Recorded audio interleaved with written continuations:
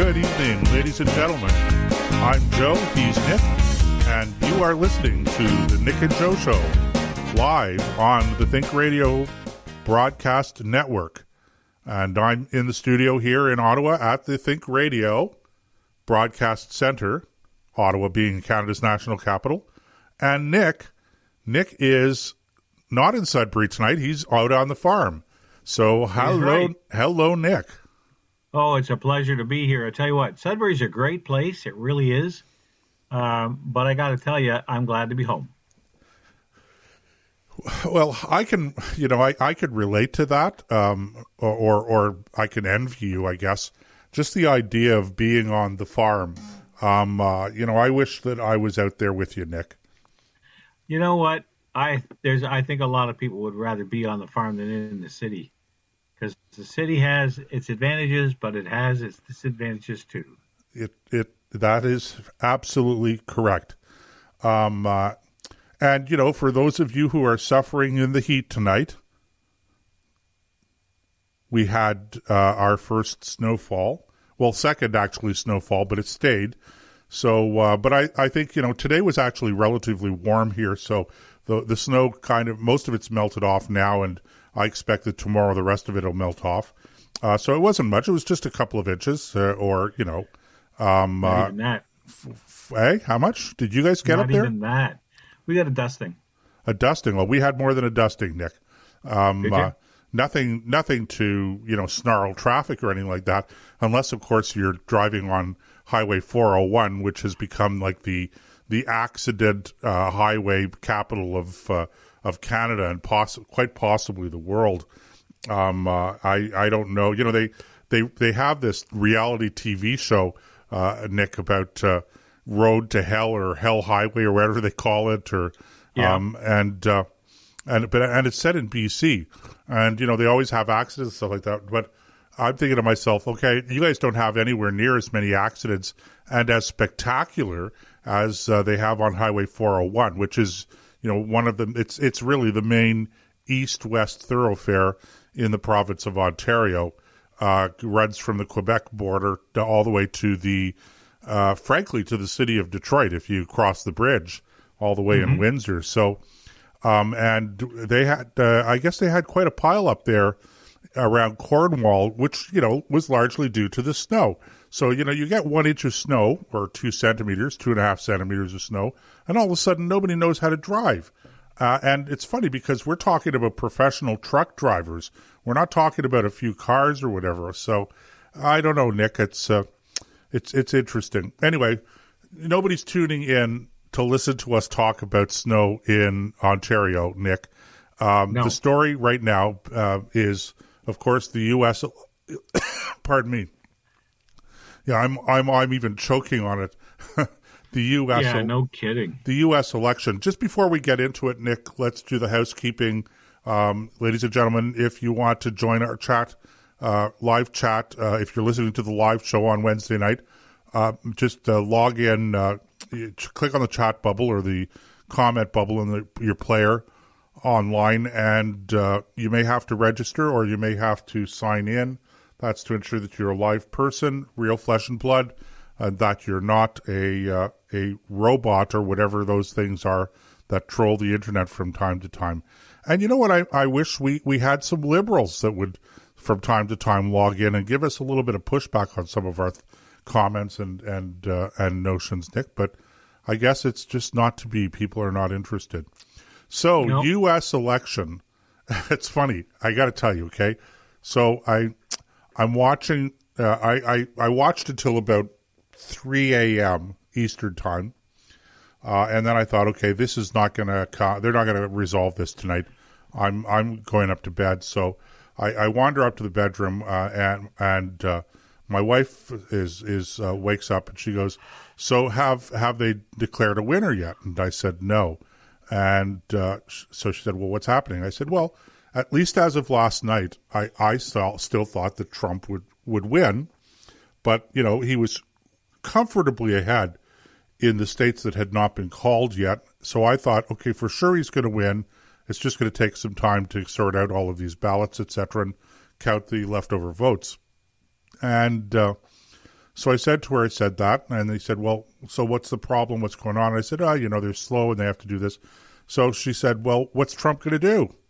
So I said to her, I said, well, he could call a press conference at 2:30 in the morning, declare himself the winner, and that the election officials are perpetrating the biggest fraud against American voting in the history of the United States. He could do that, And so she says, yeah, but he wouldn't do something like that.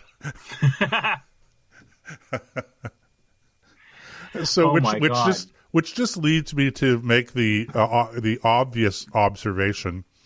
Donald Trump is Donald Trump is Donald Trump, and love him or not, okay, he just is who he is, and you just have to take Donald Trump with a grain of salt. I don't think he's been a bad president. I as everybody knows, I don't particularly subscribe to his style, Nick, but everyone's got the right to have their own style, especially if, you have your style and you've been elected president of the United States. Who am I to throw stones at you, right?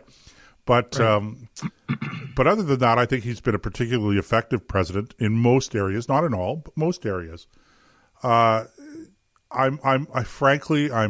shocked. If the Democrats had run somebody that I consider to be a serious candidate, I don't consider Joe Biden to be a serious candidate. I think he's got so many obvious problems, and not just policy-wise, just his personality. He's clearly on the decline, in my judgment, and so I would have said if the Democrats ran a solid candidate, they would have beat Donald Trump. But they ran Joe Biden, and I'm astonished that Donald Trump, that so many people in the United States are prepared to accept Joe Biden and his radical left-wing socialist agenda, and if not his, then the agenda of the people that are around him, Nick. And I mean, they've made no secret about it. And so, really radical, and in my view, demonstrably unworkable policies. But nonetheless, people go, well, I don't like Trump's style. He's too bombastic. He exaggerates from time to time. Maybe he stretches the truth. Gosh, we don't know politicians that do that anywhere else in the world, right, Nick? Oh, no, I can't think of anybody. You caught my tongue in cheek there, right? And I did, yep. So, but nevertheless, Donald Trump is on the verge of being elected, or Joe Biden's on the verge of being elected. Donald Trump is on the verge of being, kicked out. Defeated is the right word to use. Well, it's not over yet. True. There's still there's a lot of shenanigans that went on in Michigan. His scrutineers were not allowed into some voting areas, and the other thing that I noticed today reading the reports from the different news agencies, and you got to take that with a grain of salt, considering how much they all just love Donald Trump. There was somebody said somewhere that 100% of the returned ballots, now I don't think this is across the board, but in certain jurisdictions were all for Joe Biden, 100%. Even Saddam Hussein allowed for a couple of votes against himself.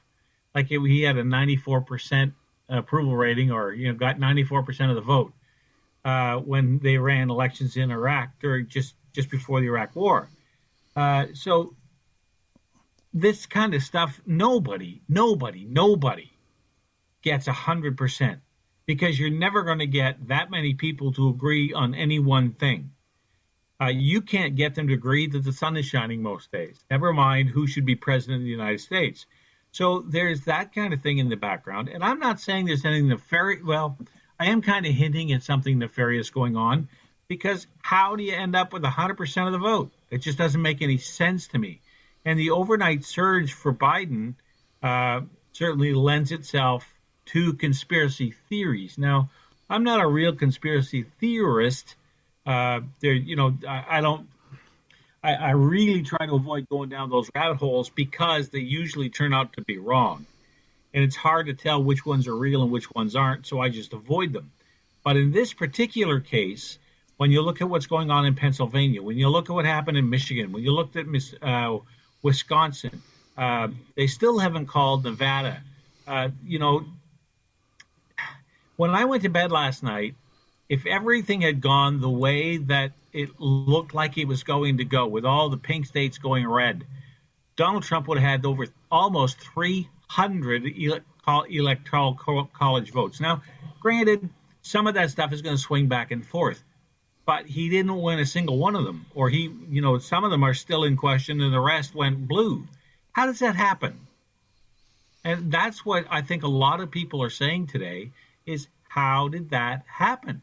How did Trump, who seemed to be leading relatively handily, late into the evening last night, all of a sudden go from being, and by leading, I don't mean in the electoral college, because clearly Biden's had a lead in that regard for a while.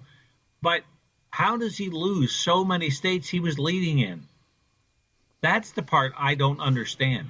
Well, so I could give you an explanation. Okay, first of all, I have not heard anything suggesting that Joe Biden got 100% of the votes in any particular precinct. It would have to be a really, really small precinct. Not just one ballot box, but one ballot box with a quarter of the number of ballots that the normal ballot box in a normal precinct would have. It would have to be very, very, very small if it happened. And I have not heard what you've just related. So, take it for what it's worth, okay? But let me explain to you why the numbers would have changed overnight. The precincts that were slow in counting and are typically slower in counting because you have more people in voting stations, you have more ballots to count in a ballot box. The operation is more complicated. It's more crowded. The numbers are much higher in urban precincts. And so what was happening was in some of these states, like in Wisconsin, urban precincts in and around Milwaukee, okay, for instance, in Green Bay, that report slower because it takes them a longer time to tally votes, etc. Those precincts break fairly heavily for Joe Biden. And not just as a percentage, but because the number of people, the density of people in those precincts is higher, every percentage point that Joe Biden leads by or wins by in those precincts represents a larger number of votes than would be represented in, let's say, a rural precinct with a much smaller population. And those precincts, the rural precincts, typically report more quickly. So what will happen is you'll see that typically the Republican in states like this, the Republican will be ahead earlier, sometimes by substantial margins, but as the votes are counted and the reports come in from these urban areas, then the margin shrinks of the Republican shrinks, and in many cases disappears. And this appears to be what's been happening. Now, the factor here that I don't, frankly, honestly don't have a full handle on is the